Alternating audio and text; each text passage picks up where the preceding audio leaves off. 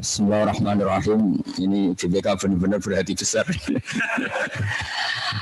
Begini ya, saya akan menjawab secara fikih yang mudawan ya, fikih yang dibukukan, yang diriwayatkan dari saya sampai ya semuanya lah, semua ulama. Riba itu ada 6 pengecualian yang dibolehkan. Di antaranya itu riba yang menggunjingkan orang atau mengata-ngatain orang yang memang harus diperlakukan seperti itu. Di antaranya adalah mujahir bil fiski. Orang itu memperlihatkan kefasikannya. Karena dengan cara itu kita bisa memaklumatkan ke sekeliling kita bahwa itu salah. Misalnya ada perempuan pakai celana pendek misalnya terus jalan di depan kamu, terus kamu ngandani anak putri kamu jangan seperti itu haram. Kan itu ya riba, mungkin kita kenal namanya, terus kenal kesalahannya. Itu juga misalnya ada orang yang ditangkap KPK karena korupsi, kita pasti nyebut orangnya. Karena kalau nggak nyebut itu malah ribet. Kamu menghindari nggak nyebut supaya islami. Saya tadi melihat koruptor, orang mana orang Indonesia, namanya siapa? Enggak lah, saya nanti ngerasani riba.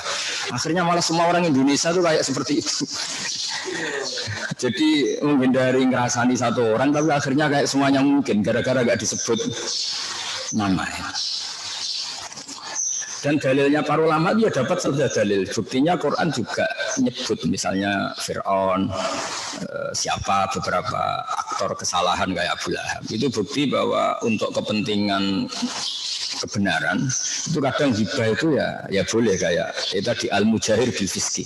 Kayak Fir'aun kan memaklumatkan diri sebagai Tuhan, Abu Lahab juga memaklumatkan sebagai musuh besar Nabi. Jadi memang ada pengecualian yang termasuk untuk syahadah. Mau tidak mau misalnya si A korupsi kan ditanya korupsinya sama siapa, uang ngalir kemana. Ini bagian dari, bukan karena yang tanya BPK terus tak halalkan, tidak, memang itu ada kitabnya. Cari di bab hibah itu ada 6 pengecualian diantaranya halal seperti itu. Itu menurut pandangan fikih. Kalau menurut pandangan tasawuf lebih unik lagi. Di antara sanksinya Allah terhadap orang-orang zalim itu adalah lahum khisyun. Mereka akan hina fil hayati dunia. Mereka di dunia sudah mendapat afatnya, mendapat cara Jawa kena batunya. Jadi misalnya kan tidak lucu kan, misalnya orang koruptor, kemudian tidak ada sanksi sosial. Sehingga Allah selalu bikin sanksi sosial. Delalah orang itu ngerasani semua, gunjingkan semua. Sehingga dia cari teman ini susah. Artinya apa? Hibah itu ya haram. Tapi itu cara Allah untuk menghukum kemungkaran. Dan itu diantaranya karena jadi gunjingan masyarakat. Coba kalau ada perempuan nakal, atau ada koruptor, terus ada pencuri, kemudian tidak jadi gunjingan. Kan dia tidak pernah menjabat jera karena nggak ada sanksi apa-apa. Maka diantara sanksinya Allah kepada mereka yang salah adalah khisyun, ada kehinaan yang dia dapatkan di dunia. Diantaranya dicibir banyak orang. Nah tentu yang mencibir nanti kena hukum setelah melebihi batas. Misalnya, wah dasar maling, paling turunannya maling, bayi maling itu sudah melebihi batas. Yang maling dia kok bapaknya dibawa-bawa, mbaknya di bawa, apalagi terus bawa dasar maling, potongannya tidak keriting, paling merokok. Wah, hanya orang yang pendek keriting terus ke bawah-bawah kan. Nah ini sudah berlebihan. Nah, apalagi misalnya, oh dasar koruptor, oh dasar partai ini. Padahal yang di partai itu tidak semuanya. Nah itu sudah berlebihan.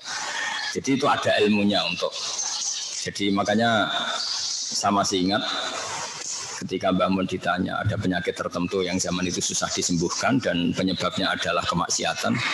Ada dokter yang ingin menemukan obat itu, Mbah Mun ngendikan kalau Allah ingin memberi sanksi, Anda jangan cari solusinya karena itu cara Allah ingin mendidik dia semoga menjadi tobat.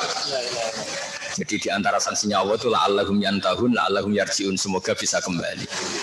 Jadi kita ini jangan melawan Allah. Kalau Allah ingin memberi sanksi kok malah kita memberi solusi kan lucu kan. Ada orang yang karena sering main perempuan, main korupsi, kemudian jatuh di masyarakat, terus kamu istighosah mengistighfari dia, ya kan ya lucu. Allah ingin memberi sanksi supaya ngalami khizyun fil hayatid dunya. Jadi itu. Nah, kemudian yang tadi pertanyaan dari Mas Firman ya dari NTT itu kalau minta apa doa Maluku Utara itu doa itu masyhur dan sering saya amalkan di antara doa Nabi yang terkenal. Saya bilang